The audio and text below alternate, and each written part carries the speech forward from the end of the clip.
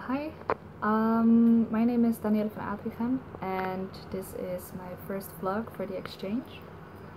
I've been on exchange in Korea, in Incheon, for about a month right now, and actually when I came here I did not notice a lot of cultural differences because the part of Korea where I'm staying, here in Songdo City, in Incheon, is very modern and it's a very new neighborhood, which also makes that since it's the international business district, they're very focused on internationalizing the venue and all the people that live here. Therefore, everything is very modern and it looks a lot similar to the Netherlands, in my opinion.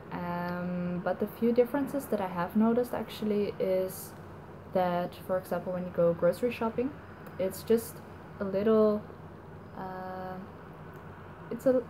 it's a little difference in behavior, because when I pay there, for example, in the Netherlands I would just give the money with one hand, not thinking much about it, and here they if you give the money with one hand, it's considered as rude.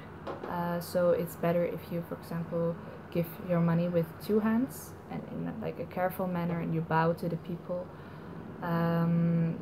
And also when you receive money in return, or your card and receipt in return, you accept it with two hands because you get it with two hands. So if you don't do it with two hands, it's considered as rude.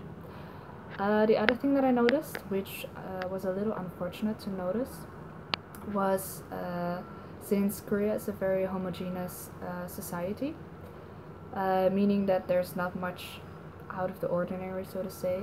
If they see a foreigner, it's something they're not used to. So me being non-Asian looking, I pretty much stand out from the crowd, and this unfortunately resulted in quite a lot of stares. And this means also if I walk down the street to do my groceries, for example, people sometimes even stop their car, roll down the window and have a look at who is walking down the street, which at first I thought it was a little funny and I could make a joke about it and it was fine. But at one point it got so bad that throughout the whole day people just stopped whatever they were doing that day to just stop everything they're doing, turn their head around, and sometimes their heads would turn almost 180 degrees to have a look at what I was doing or who was walking down the street, which was a little frustrating, and you really start paying attention to yourself, in my opinion, a bad way. So I was not very happy about that, but by now I've gotten a bit more used to it, and thankfully it has toned down also. So I try not to get as bothered by it anymore. And the other thing that I also noticed is that when I walk into class, for example, I only signed up for English classes or courses that were taught in English. But for one of my courses, it was officially signed up as an English course, but it actually isn't, because 60% of it is taught in Korean. And when I asked the teacher how come that this is the case, she told me that the English level of her students, of the Korean students, is not good enough for them to participate fully in an English taught class, which shocked me because I expected the English level to be higher. And the same happened with all my other students, or all my other classmates. If I walk into a class to ask something from them or to ask for directions, people either run away from you to prevent having to answer in English, or they say very quickly that they don't speak English and then walk away from you.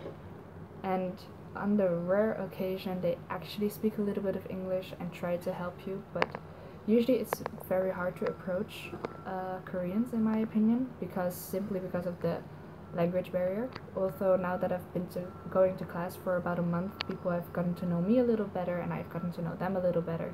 So in my opinion, the ice has broken a little bit. So hopefully the relationship will only warm up and it will be easier for me to approach my classmates and for them the same in return to me. See you in a few months.